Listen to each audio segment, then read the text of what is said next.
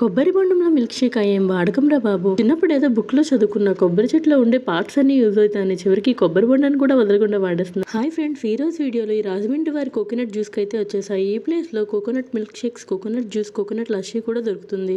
నేనైతే ఒక కోకోనట్ బాదం మిల్క్ షేక్ చెప్పాను. మిక్సర్ జార్ లో కోకోనట్ వాటర్ వేసి, కోకోనట్ పల్ప్ కూడా వేసి, అందులో 2-3 స్కూప్స్ ఆఫ్ ఐస్ క్రీమ్ వేసి బాగా మిక్స్ చేసి, షుగర్ అండ్ ఐస్ మనకు కావాలంటే వేస్తారు, లేదంటే లేదు.